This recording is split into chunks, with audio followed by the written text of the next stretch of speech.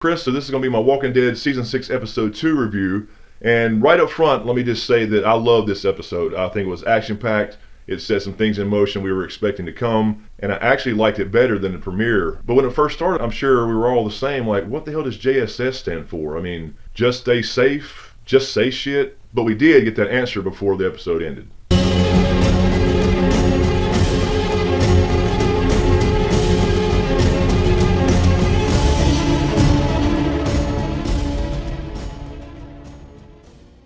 So this episode really centered around Enid and Carol, I would say. But first, it opened up with the flashbacks of Enid and her family before she got to Alexandria. And it showed basically her with her parents in some car. And they were trying to start the car. There were walkers coming, but they ignored the walkers and tried to start the car by hot wiring it, changing the oil, whatever the hell was going on, and ignored the walkers. And in the next scene, it shows her sitting in the window as she watches a walker eat her mom and dad. So basically it goes through a couple more scenes of her kind of surviving on her own, eating turtles, and reminding herself with some new defense mechanism to write JSS on everything she sees, including making a JSS out of turtle bones. Anyway, we're all scratching our heads wondering what the hell that meant. At first I thought that perhaps it was something like, just stay safe or something like that. But then I was thinking, well, this could be some kind of marker for somebody to track her. I'm not sure. Then we flash to Carol in the kitchen, and she's talking to these ladies about baking and cooking and basically just trying to be their friend because she knows they're naive as far as how the world works now. They're talking about being chefs, and Carol's like saying, look, I can show you how to cook, but this is not the most important thing in the world right now is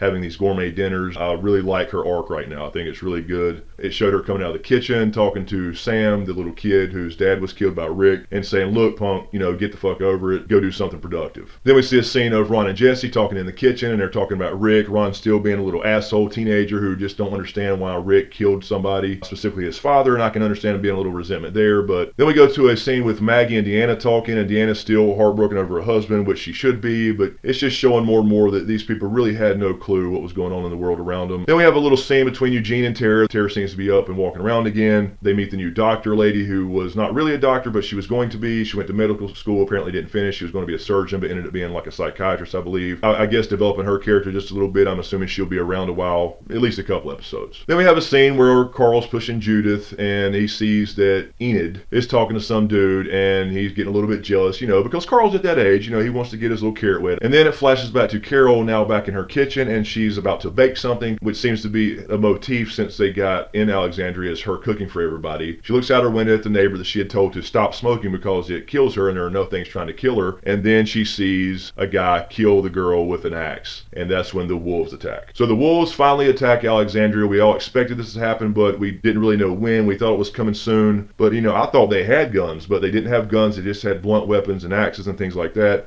Now, they killed quite a few people, and these motherfuckers are crazy. They're not just killing people they want them to turn, so they're cutting people up with axes and shit. I mean, this is Texas Chainsaw Massacre shit here. On one hand, they were killing people by chopping them up into pieces, and they looked like they were enjoying it, and on the other hand, they were leading people out with chains as if to take a few hostages. That makes me think that this was some kind of initiation, because I think there's a bigger group out there with a leader, possibly Negan. Enid comes into the house with Carl while they're protecting Judith.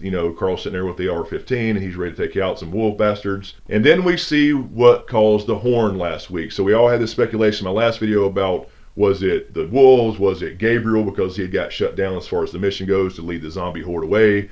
Was it Enid because she had perhaps been out there in contact with the wolves? But it was, as I suspected, it was the wolves, them crashing a truck into the gates, trying to take down the gate in their watchtower. And as the truck crashed, it caused the horn to get stuck. And speaking of Gabriel, he actually turned around on this one, asking Carl for help as far as training, wanting to learn weapons apparently, which tells me that Gabriel's not going to last very long, because once they turn around and get the picture, just like last week, they seem to die relatively quickly. And then, of course, my favorite stuff in this episode was Morgan and Carol. Carol is a badass. She put on her ninja shit. She fucking put on the disguise of the wolves, even remembering to put the W on her forehead. She walks around, she gets to the armory, she's capping motherfuckers, where Morgan's walking around playing Ninja Turtle with his bow staff, with his bow skills. Like nunchuck skills, bow hunting skills, computer hacking skills.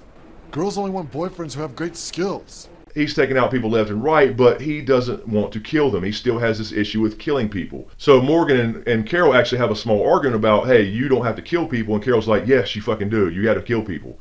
If they're in your way, if they're a problem, kill them. And that seems to be Carol's new mantra. She has gone full Shane or Rick or what have you as far as Fuck everybody. If they're in your way, if they're a problem, kill them. Don't take a chance on them. So that's kind of what I'm liking about Carol's story arc. Then we see the girl who actually tried to operate on this other girl that was injured. She failed to save her. She did die, but at least she got through the operation and tried to save her. So I think that kind of developed her a little bit as far as a character. We see Carl shoot a wolf bastard and save Ron from being chopped into pieces, basically. And Ron still runs off like a little asshole, even though Carl saved him, because he's still mad at Rick being his dad. Then we see Jesse and Sam in the house, and a wolf dude comes in, and they go hide in the closet for a couple minutes. Then she hears Ron coming in. She runs out, ends up being a wolf lady. They get in a fight in the kitchen. She ends up stabbing her with some scissors, and kind of losing her shit for a minute, because she didn't just stab her once, she stabbed her about 47 times.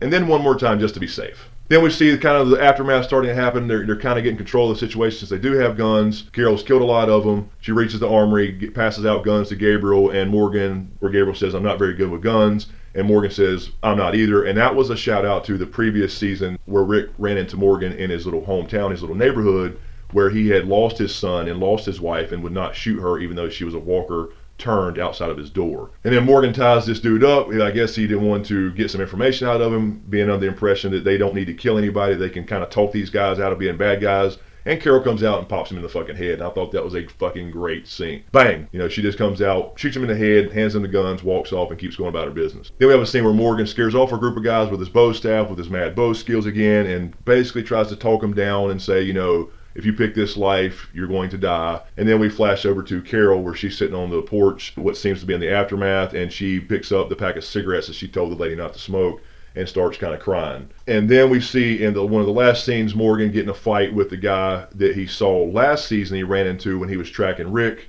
They get in a fight. Morgan gets his ass whipped a little bit, and this one gets his bow back and ends up, I think, killing the dude, because he apologizes. He says, I'm sorry, and then whack, and it fades to black. And apparently he learns that, you know what, I can't mess around. I can't talk him out of it. He's not going to change. I've seen this guy before. I'm just going to have to kill the motherfucker. You see kind of him get on the same path with Carol there. So all in all, I really love this episode. It was action-packed. It told some stories. It developed a few more characters. We got rid of a lot of characters too, kind of the extras that were part of the town. The only part I have a question about, and I'm sure they'll address that next week, is, you know, they all heard the horn at the same time last week. How was it that Morgan was the only one that showed up to help out, and where were Rick and all them? They should have been running, I'd imagine, immediately back to Alexandria. Perhaps they have some kind of plan to try to stop the horde from going towards Alexandria, and they went ahead and sent Morgan ahead to find out what was going on. And by the way, I almost forgot to mention, Enid finally reveals what JSS means. One of the last scenes with Carl, she had left a note, and it said simply, just survive somehow. So I was close. Anyway, let me know what you think in the comments. How was the episode for you? My question for you guys is what are we going to see next week? Are we going to see, you know, the walkers get to Alexandria, or do you think they'll have a plan to somehow keep them from getting on the gates of Alexandria? They know by Aaron, where is Aaron right now? Who found the pictures on one of the wolf guys. They've been scoped out, so I think that's far from over. Let me know what you guys think in the comments below. I have a lot more videos coming. In the meantime, you can click here on the last video I did on Game of Thrones, A Song of Ice and Fire, on how the Starks got their warging ability for you Ice and Fire nerds. And you can also click here for the last video I did on Star Wars Episode 7, The Force Awakens, and how I think the movie's going to basically go based off some plot leaks and that type of thing. So check those out. Let me know what you think. Thanks again, you guys. I appreciate all the support. Thanks for watching, and we'll see you next time.